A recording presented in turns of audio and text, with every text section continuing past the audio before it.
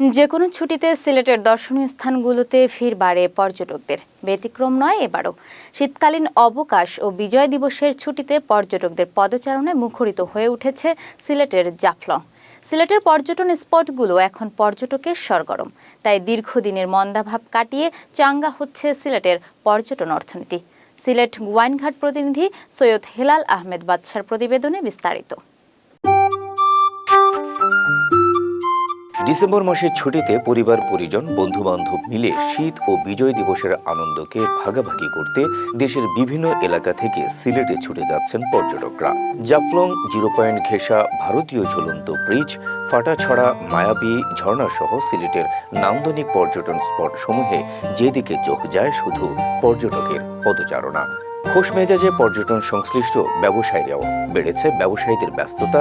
নিজ নিজ দোকানে পর্যটক আকর্ষণে মামা, আপা, ম্যাডাম নামে উচ্চারিত হচ্ছে বাহারি হাকডাক। প্রকৃতি কন্যা জাফলংয়ে সবুজ পাহাড়, ঝুলন্ত ব্রিজ, নুড়ি পাথরের ফাঁকে ফাঁকে প্রবাহিত হওয়ার নীল স্বচ্ছ জলরাশিতে বিমোহিত পর্যটকরা।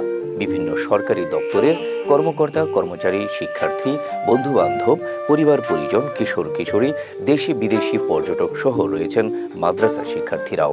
সংগ্রাম মায়াবী ঝর্ণা থেকে শুরু করে জাফলং চা বাগান পর্যন্ত পর্যটকের সরগরম। ঢাকা থেকে আগত সোনিয়া দম্পতি বলেন, আমি ঢাকা থেকে আসছি।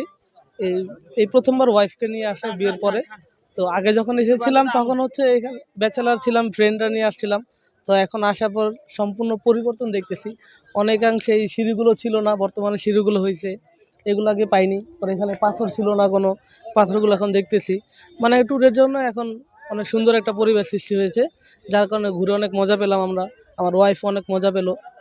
এখানে বোট সিস্টেম, মোটামুটি সবকিছু মিলে আমার কাছে খুবই ভালো লাগছে। আমার মনে হয় যে এখানে ফ্যামিলি নিয়ে আসলে খুবই চমৎকার। হবিগঞ্জের বিশ্ববিদ্যালয়ের শিক্ষার্থী হেলেনা চৌধুরী বলেন, হেলেনা চৌধুরী, আমি একজন স্টুডেন্ট। আর আজকে আমি ফার্স্ট টাইম আসলে জাফলং এসেছি। আর এরকম ভিউ হবে ভাবতে পারিনি। অসাধারণ ভিউ আসলে সিলেটের মধ্যে। আমি মনে করি মানে টুরিস্টদের জন্য এটা একটা পারফেক্ট জায়গা ঘোরার জন্য। তো আমি সবাইকে বলবো জীবনে একবার হলো যেন সবাই এসে ঘুরে যায় আর কি প্লেসটাতে।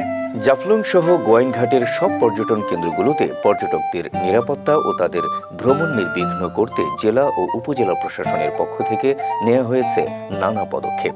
এ বিষয়ে জাফলং ট্যুরিস্ট পুলিশের ইউনিট ইনচার্জ শাহাদাত হোসেন বলেন, আসলে জাফলং হলো বাংলাদেশের মধ্যে এমন একটা জায়গা যেখানে আপনি একই সাথে পাবেন পাথর, পাহাড়, পানি, ঝর্ণা, জিরো পয়েন্ট সবকিছু।